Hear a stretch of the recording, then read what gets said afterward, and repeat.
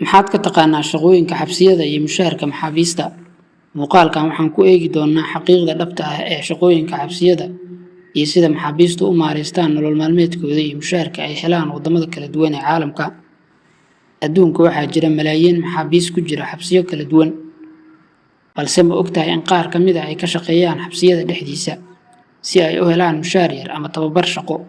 Marka qof la xiro, inta badan waxa aan maskaxda ku hayno waa ciqaab iyo xorriyad la'aan.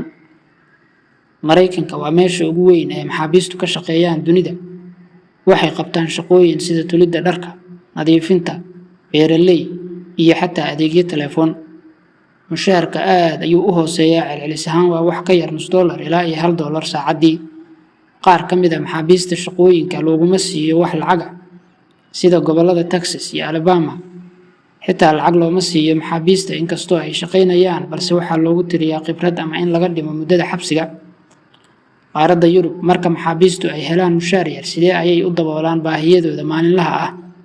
Waxaa jira dukaamo gudaha xabsiyada loo yaqaano commissary, halkaas oo ay ku iibsan karaan alaabooyinka aasaasiga ah sida saabuunta, kafeega iyo qoraallada ka soo baxa wargeysyada, laakiin lacagta shaqada kuma filna had iyo jeer.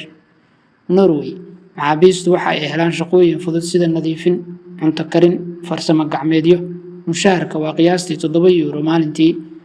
Germany, maxaabiistu waa qasab inay shaqeeyaan, mushaharkuna waa celcelis ahaan €1 ilaa €3 saacaddii. Dalka UK badanaa waxa ay helaan €10 toddobaadkii si ay u iibsadaan alaabaha xabsiga. Aasiya, dalka China, maxaabiista waxaa loo isticmaalaa shaqo culus sida warshadaha iyo beeraha, inta badan lacag aad u yar ama mararka qaar gebi ahaanba mushaar la'aan. Dalka Japan, waxaa jira nidaam shaqo oo xabsi oo tababar ah. Maxaabiistu waxay qabtaan shaqooyin warshadeed, waxayna helaan mushaar aad u hooseeya oo inta badan lagu keydiyo ilaa xabsiga ay ka baxaan. India, shaqada maxaabiista waxaa loo arkaa dib u habeyn. Waxay qabtaan farsamooyin sida alwaaxa, tuliinka iyo farshaxanka. Mushaharku waa qiyaastii $30 ilaa $90 maalintii. Qaaradda Afrika, dalka South Africa, maxaabiistu waxa ay ka shaqeeyaan beeraha iyo shaqooyinka dayactirka. Mushaharku aad buu u hooseeyaa, qaarna lacag toos ah ma helaan.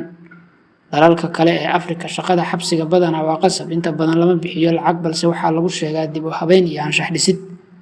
Waxaa intaas dheer, mararka qaar mushaharka maxaabiista waxaa laga jaraa khidmadaha xabsiga, ganaaxyada iyo kharashyo kale.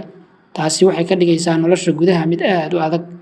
Tani waa sheekada dhabta ah dadka ku nool gudaha xabsiyada, nolol la mid ah dagaal maalinle ah oo loogu jiro sidii loo haysan lahaa wax yar oo nolol ah. Marka la eego, shaqooyinka xabsiyada waxay ku xiran yihiin siyaasadda iyo dhaqaalaha waddanka xabsigaasi ku yaallo.